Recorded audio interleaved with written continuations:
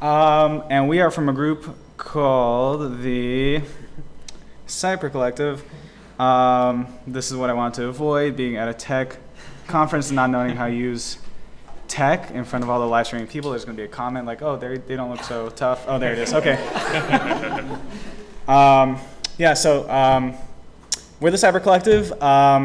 Excuse me, I'm feeling a little bit tired today. I stayed up late, kind of binge watching, catching up on Mr. Robot. So if in the middle of this presentation I start turning my presentation into like an inner monologue and start trying to break the fourth wall with the live streaming audience, just tap me on the shoulder, remind me that I'm here. We want to thank the organizers for putting this event together, and we are just like so excited and humbled to be in a room full of folks that we could meet and network with and share research with. But we're, based on the previous presentations, we're also very excited about the fact that there are so many cat lovers in this room. And we are, how many, if you don't mind, if this is not giving away too much information, raise your hand if you own a cat. 2 cats, amazing. Any people identify as feline adjacent? Maybe they know someone with a cat. Maybe some of those people, you like the cat more than the actual person you know. Raise your hand. Perfect. So this group, we're at the intersection of the cat lovers and the people who are into tech and cybersecurity. And that's what we do. A little bit more about us and where we came from. So we established relatively recently, just coming out of a need from what we saw in our community as a need to develop a language around cybersecurity that wasn't just like the feels and just like anxiety, just this terrible feeling of doom and fear. And we just got together and with the purpose of making workshops and events and crypto parties around cybersecurity, with the focus of focusing these events around things like harm reduction, accessibility, which we'll talk about, and demilitarizing security.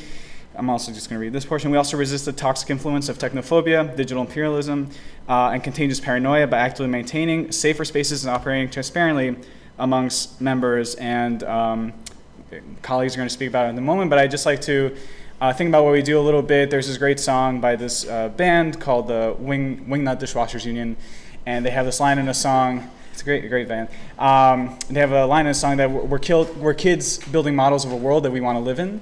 And as much as we do advocacy, we're in the Electronic Frontier Alliance and talk about like cybersecurity on a governmental level and on a corporate level.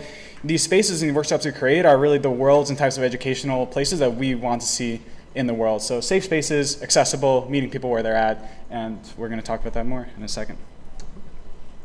Hey everyone. So in developing our workshops, we came across the Tactical Tech Collective's work, which already got a name check recently, and we really took their lessons to heart.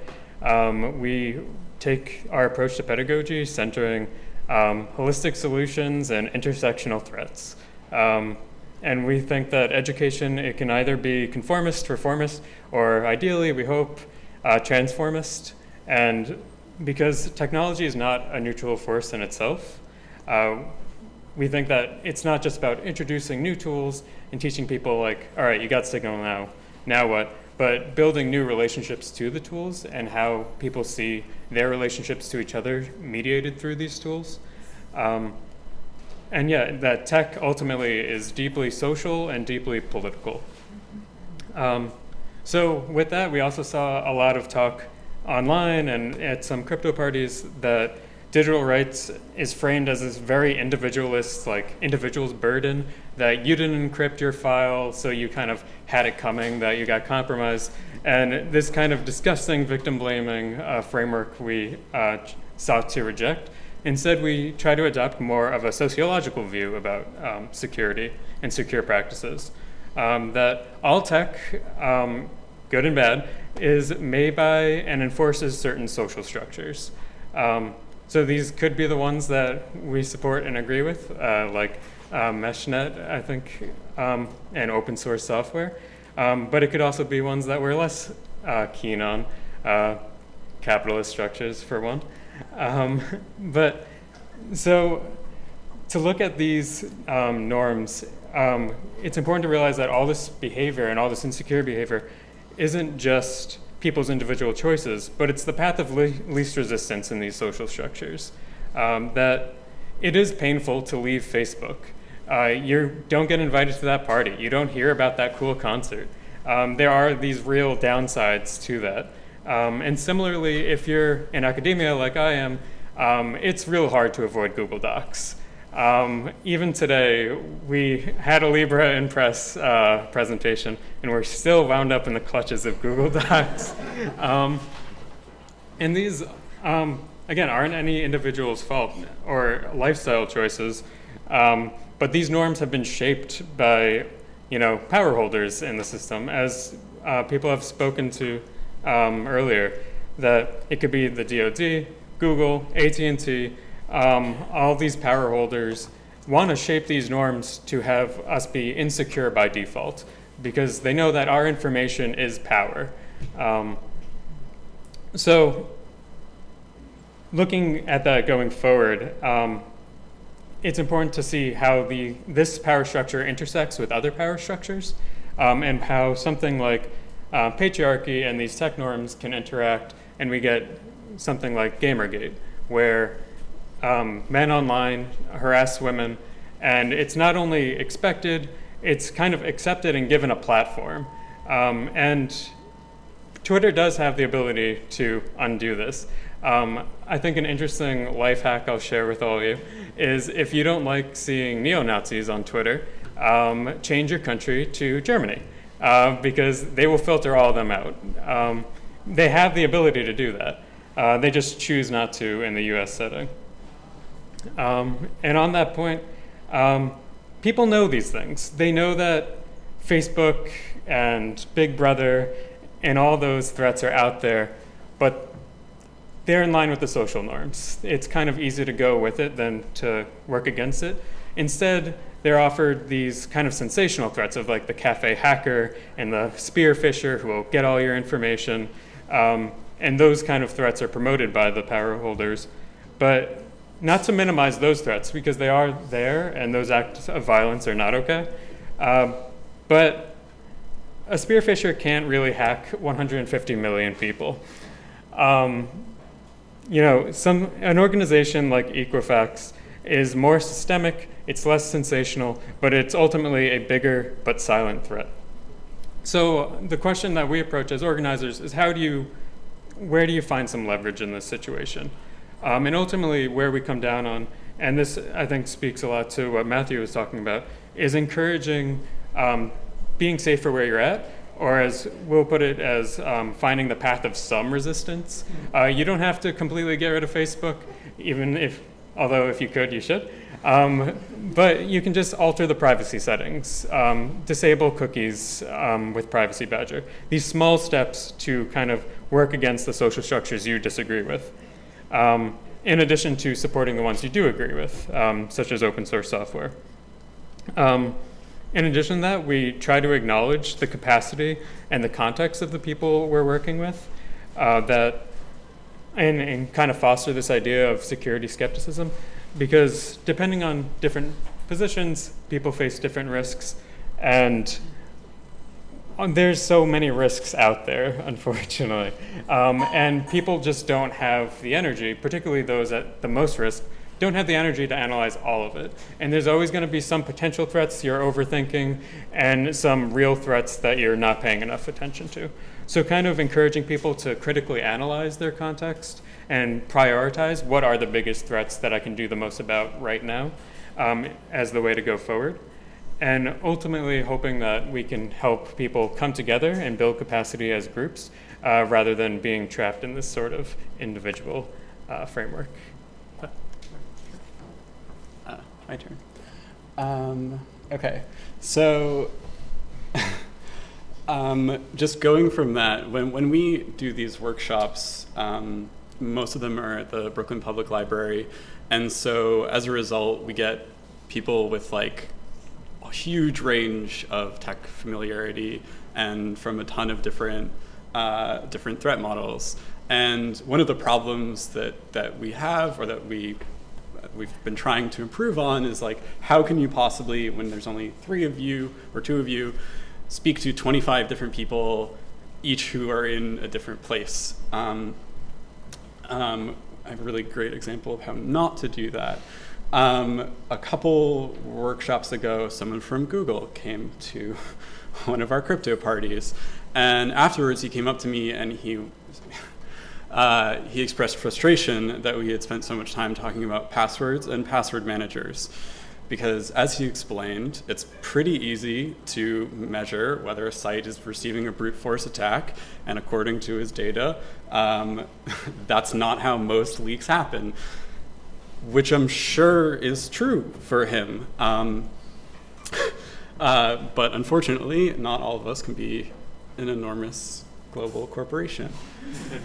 And so that moment just kind of like points at the difficulty that we have. It's really easy to come in with these like enterprise level ideas of what safety and digital security means, but the reason why we spend so much time usually on passwords and password managers those are one of the first places that people have like interface with these systems.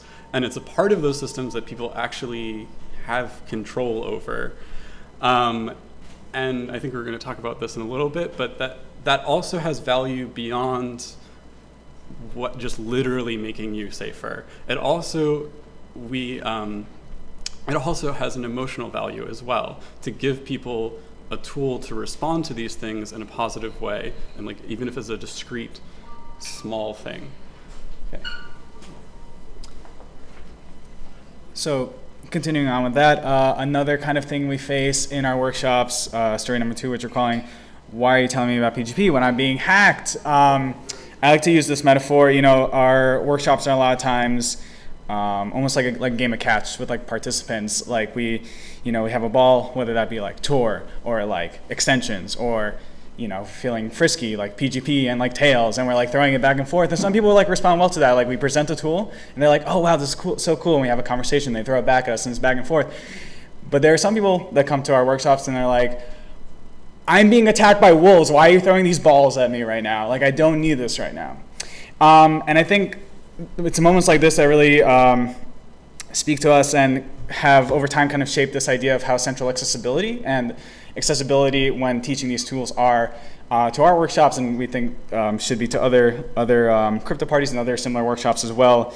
And really meeting folks where they're at, closing the gap between what we consider our knowledge, which we hope are kind of like best practices, but closing the gap between that knowledge and people's experience. And that could be done a lot of ways, kind of coming back to what we're talking about in terms of our central themes of like risk analysis, whether that's helping folks develop a language around threat modeling, around their own personal lives, not feeding them the tools, not just saying like, here's a Tor, use it, do it, but kind of like analyzing what they need and what their needs are, and then creating conclusion, creating analysis from it. But then also, I guess, kind of changing the social norms, either as educators or just as participants in general.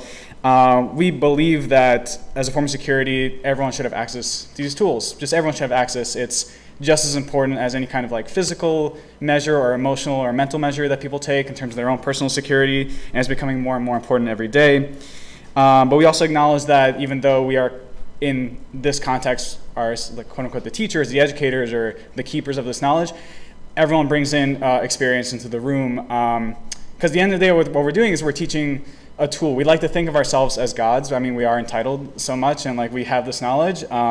We're going to bring it down to you like this Promethean fire. But at the end of the day, this knowledge is also a tool within this beautiful tapestry that we call security or self-preservation. And we like to think that people have made it to our workshops. It means that they have a sense of what it takes to survive. Certainly people's paths are different. They get to our workshops in different ways, different difficulties, but they already come with a sense of what security means. We're just kind of adding this specific digital tool set, again, that we think are best practices.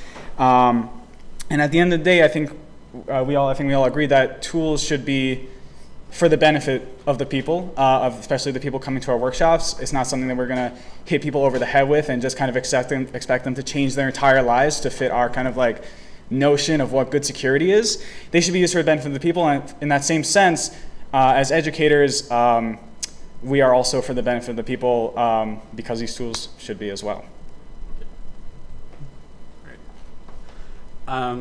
So I guess the last thought, so we talked about both how the social norms around security and also like improving people's ability to understand the risks that they're exposed to when they're on the internet doing whatever are important, but I'm going to go back to what I said before a bit and maybe repeat myself slightly. But part of the value that we try for is not necessarily, because oftentimes when we have these workshops, we ask people to bring computers or laptops, and people can't always do that. It's not possible for us to walk everyone through installing all of these things. So we try to think of what can we actually provide in this space for this like 2 hours. And so oftentimes the success of our workshops depends on whether we can get people to a place where they feel like they'll be able to go the rest of the way. And that depends a lot on how the group discussion goes. If we wind up going down like a really dark road and everyone's really depressed at the end, I mean, maybe that's real in some sense, but it also doesn't mean that we had a successful workshop. We're trying to give people a space to actually talk about these things, especially because sometimes they don't have, we mentioned before, like the language to talk about what's actually happening to them. And part of what we can do is help people describe that problem. Similarly, one of the other things that we didn't talk about too much that we also want to encourage as part of this more community-based approach to security is that we want people to develop an understanding around what other issues people are dealing with around them, and therefore how they can improve their own understanding of what consent around the sharing and acquisition of data means. Because oftentimes it's really, really easy for you to accidentally endanger the other people around you. But we hope that by giving a place for people to talk to one another about what people are worried about and how they try to solve it themselves, that everyone will have a better understanding of how they can treat other people's data with respect. Because, yeah, we don't want to harm each other. Thank you. Just self-plug, a couple upcoming events. We have monthly events at the Brooklyn Library at the Grand Marine Plaza. Here are our dates. Some things we also have on the horizon is our kind of threat modeling workshop. And we also like to have CyPurr socials where we're not so talking, sharing tools, or just kind of sharing our likes and quirks and information with one another. Maybe we watch something. We did one back in December where we just watch hackers, which is a lot of fun, talk about hackers and maybe how it relates to stuff today. We're looking to do a kind of Mr. Robot one because it's very topical right now. And check us out on Facebook, CyPurr Collective on Facebook. We're also absolutely down to collaborate with folks, and you're all crypto parties and share. So thank you. Thanks. Yeah.